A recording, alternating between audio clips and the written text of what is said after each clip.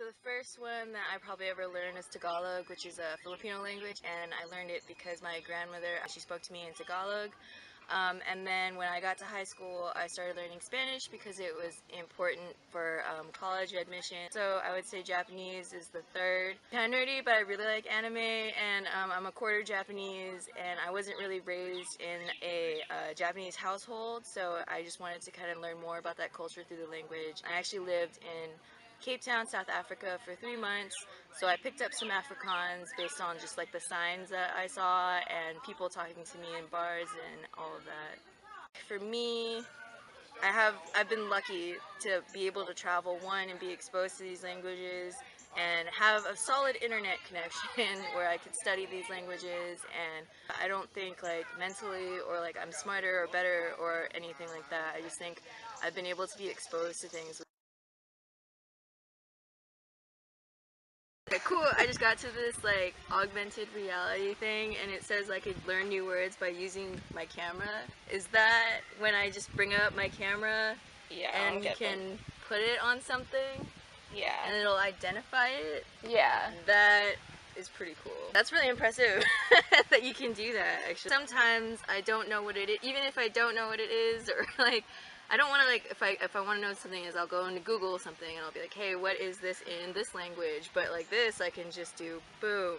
I like the user interface. I think it's like really nice. It's like very neat but not overbearing. You can see other like Spanish learners. I like that too, because sometimes it feels comforting to know that you're not the only one that's just kind of like butchering through this and trying to like be self-taught.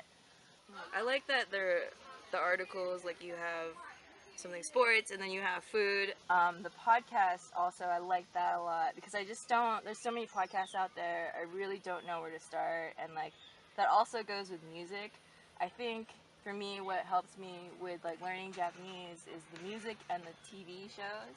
More about like getting yourself familiar with a language versus just memorizing vocab, which I feel like Duolingo kind of is just really like focused on, you know, this word, and they don't really think about the context. I feel like a lot of applications that I've used have very strange and unnatural kind of contexts. So I like that this is real. Like, it's very culturally oriented, which I like. I like this a lot. When are you gonna release this? Lexidex. Oh, it's like vocabulary cards. Okay. That's cool. You can do decks by like themes, and you can pick the themes. I like that.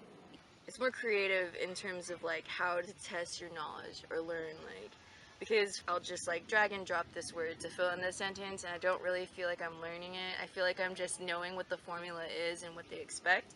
And also, you have to pull these from your memory, and like Duolingo and Lingodeer, they have the word for you down there. My problem is that, especially with Japanese, I can speak it, but like I won't know how to read it, or like vice versa.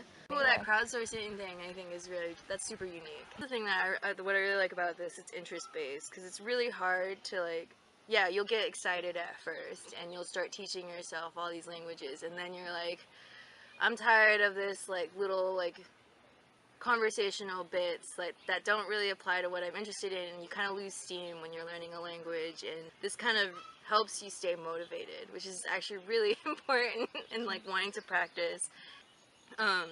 I think with Duolingo and like Lingodeer too, it's like I feel as if it's very linear in terms of how you learn. Like I have to go through my greetings first before I learn my verbs. I have to like learn about you know, just really basic things before I can learn about the airport. And I don't really need that, and it's sometimes you just have to fill the meter. Like oftentimes I find myself filling the meter, getting the experience points, and being like, okay, that's fine for today, but I never actually like learn anything. Like I've tried to learn French using Duolingo and I gave up. One, I was trying to speak the French stuff back and it wasn't good, but I was copying the pronunciation from the robot and it just didn't, yeah, I just gave up on French. You could put these on. Thank you.